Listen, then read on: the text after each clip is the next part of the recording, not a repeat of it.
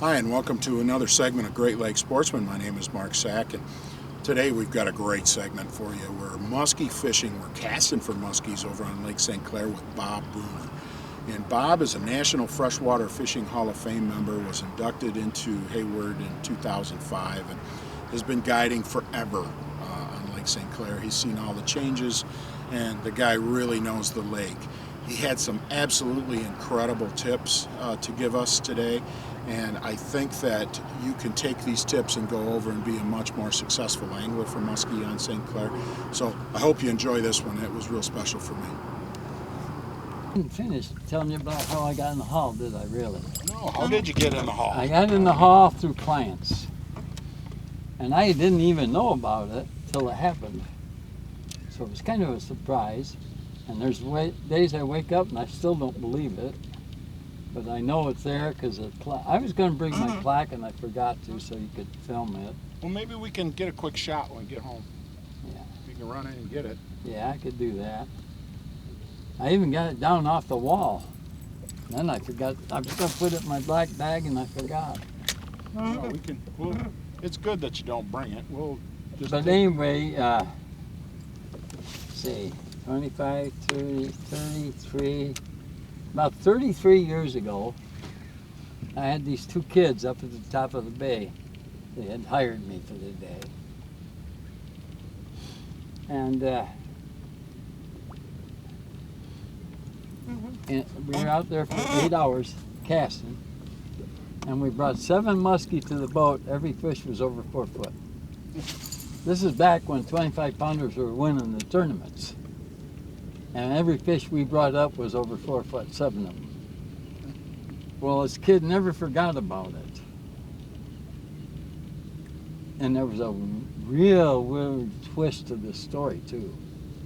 It turns out he was the nephew of the girl that sat behind me in school that I was engaged to in 1945 when I came home from the war. And I didn't make the connection. Anyway, 25 years later, he started getting a hold of, found out some of my other clients, and called them and talked to them and wrote them and stuff, and they all wrote letters.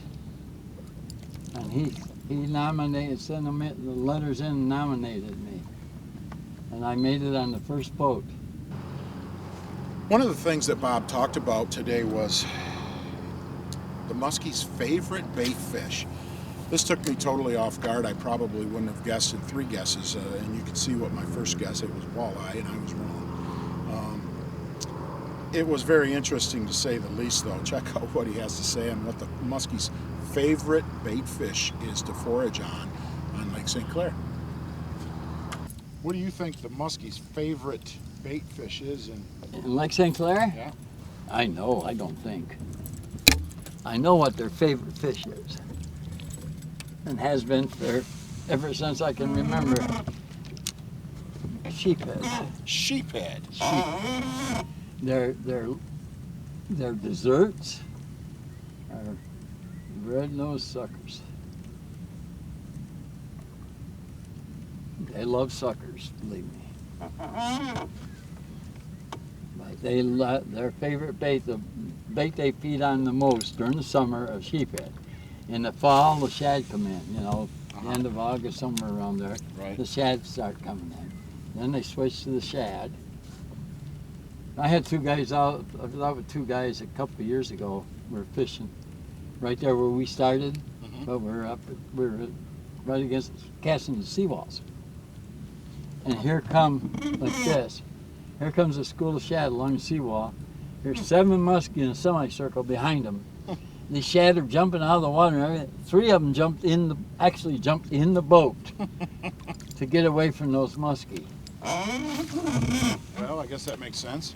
Notice I didn't say muskies.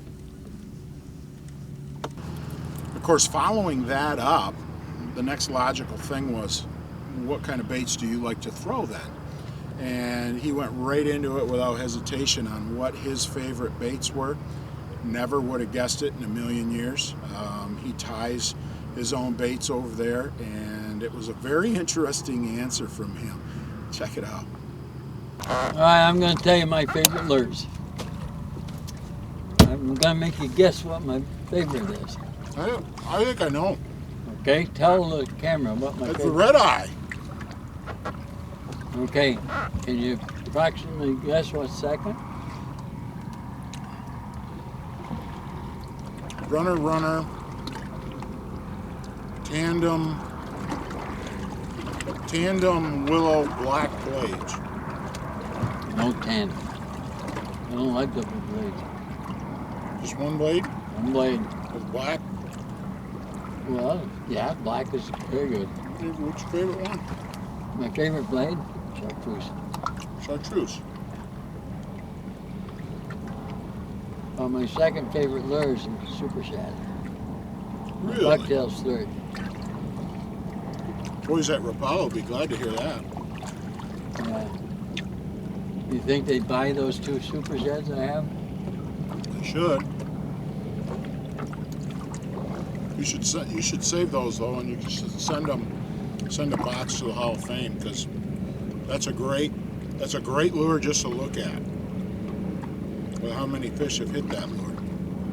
I really kind of shook my head at this next piece, because it is truly a guide's secret that he gave to everybody on fall fishing on St. Clair and when you should be there. So if you plan to do some fall fishing over on Lake St. Clair for muskie, you got to listen to this. The muskie will start turning on to their feed, their winter feed habit. The second cold front in September. Not the first one, but the second one. The first one, they perk up their ears, but the second one, they open up their mouths.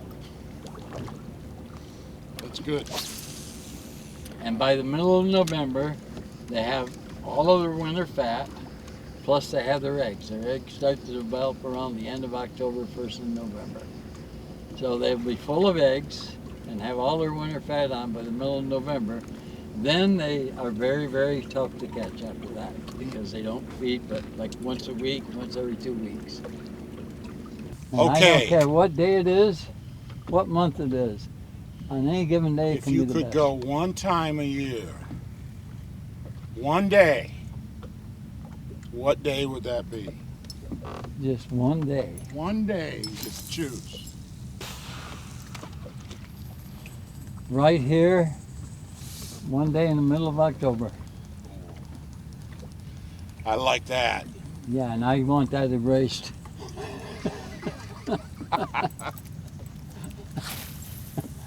Yeah, but you know what?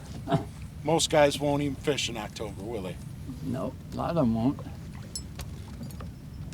And you know what? I agree with that. My favorite month to fish is November. Myself. Well, they're the fattest in November, the muskie are. The next thing that Bob was talking about, and it really relates to figure eights, when fish follow a bait in. And a lot of times, you know, your eyes will get real big because you can see that fish, but you don't really know what to do when he gets next to the boat. And so many muskie anglers have figured out that you do these figure eights. Bob doesn't recommend it. He has something else to tell you about what to do when a muskie follows your bait in, specifically on Lake St. Clair. Oh, yeah. I had a client, and he was booked for the second day of the season, Sunday, the 2nd of June this year. Yep. And we couldn't get together. The weather sucked that Sunday, by the way. We couldn't get together. So I had him out about a month ago, finally. Every day he picked between opening day and a month ago, the weather sucked. Yeah. And it wasn't my fault. We it had a was lot his. of that. Yeah, we had a lot of sucky weather We did. too. We But did. anyway, we finally get out. So the first thing I do is put him into a muskie. I mean, we were no sooner out, he's got a fish on. Nice. Of course he lost it. Then his buddy brings one up, beautiful. I mean, this fish is 50 inches, coming behind one of my runner bucktails. And the guy stops the bait. Of course, guys, if you stop that bait for that fish, you can wave it goodbye. Because it's not a natural act Right. for that thing to stop. Right. The natural act is for it to try and run away. Right. And that's, you can trigger them if they're a little slow. If they're not real interested, sometimes you can trigger them Sure. by jerking that bait. Okay. You jerk the bait into an L and then go into a big circle. Sure. Forget figure eights for big fish, please. You guys can rave about them all they want to, but I've been fishing for 84 years, and I'd rather do a circle, especially with a big fish. A small fish, fine, but a real fish over 4 foot, I want a circle. Because I've seen people come back in the figure eight and hit the fish in the side, and that fish is gone. Right. Even though it's interested, it's going to leave you. Sure. So if you can do a big circle, high there and there. If I get a fish to go twice, that fish is mine. Mm-hmm. On that third turn down, as I get here, I whip it over to here. And when I get it, the rod's about here, the lure's about there, and that fish is on the 45 out of the water with the lure in its mouth. Mm-hmm. That's when you hope to God that it stays on. Yeah. Right. Because that's usually when they get off is when they jump. Sure. One of the next things that Bob was emphasizing with me is to look down at the weed bed that you're on and look at the lake current and cast accordingly. So something that you really wouldn't normally think about, but it talks about how the fish actually position in that current. So it was a real good bit of information to take out with you the next time you go. Check it out. Is that your good side? This is my good side. Okay. If I got a good side, oh, thank you. This is a place to catch a big fish, Mark. By the end of October, right in here in this area, I hate to put this out for people to hear, there's probably 300 to 500 fish feeding in this right in this area.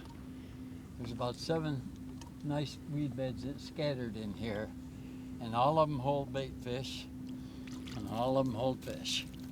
A couple of them hold more than the other ones because of the way they're situated with the current and all. And if we get over the end of the weeds, you can see what way they're going by the current. And you can have current going this way in here. And right next to it, weeds going that way and weeds going this way. Get in the middle. That's where the fish are. One looking one way and one looking the other. It's really weird. It's quite a place. I've seen so many different fish in here. It's unreal. It's almost the right time with the sun that we should see all the weed beds out here. Like that should be one right here. Really, there's one over there I see. That could be one out there, see it? And see that one right there? They run this way. They're narrow through this way and they're long this way. And if you have the right breeze, the southwest breeze, you drift parallel through them. And it's really a place to catch fish. You don't know if you're going to catch one on the inside weed or the outside weed or in the middle. You just don't know. But I know that if you fool around with this lure enough, you're going to catch something. Just take a good look at that lure. It's done some duty. I can't show it to you too much. I'm fishing. Well, it was sure a great day to be on the water with him. We didn't score any fish. We had a follow, but we never got a hit, actually. And it was one of those days. It was almost like this. It was practically dead flat calm. But, I think his confidence to say, hang in there, we're going to get something, kept me in the ball game all day. And it really raised my confidence just to go out fishing once with him. We're going to include some information how to contact Bob if you do want to take him out. He still charters, believe it or not, and just some general information about him that you can log on and check some of his things out. Thanks for joining us today. Hope it was worth your time.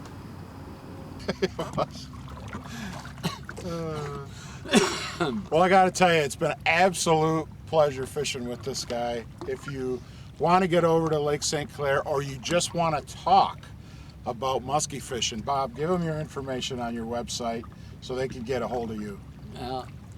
I have two two services. One is guide service, and the other is Rent-A-Pro. The Rent-A-Pro is $25 a half an hour, $50 for an hour. You call PayPal, and then PayPal notifies me. Good and way to go. With your phone number, and then I call you. Sure, good way to And go. if you want to talk at that time, I give you my phone number so you can call me at any time you want to. If you're out on the lake, you can call me on the water, tell me what you see, I'll tell you where you are and where to go. Interesting, very interesting. Yeah, it's quite a gig, let me Yes. tell you. I like it. To sit at home and talk fishing Sure. to guys on the phone.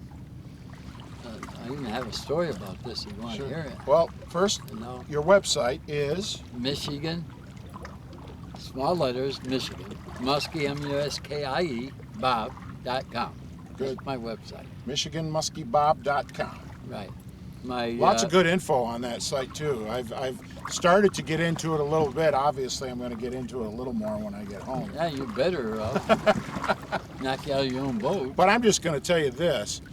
It's been amazing sitting here in the boat listening to him talk about Anchor Bay, because the man knows every square inch of Anchor Bay. So it is just such a great thing to be with someone who has the knowledge and experience that Bob does. Bob, I want to thank you, man. I really appreciate it. Yeah.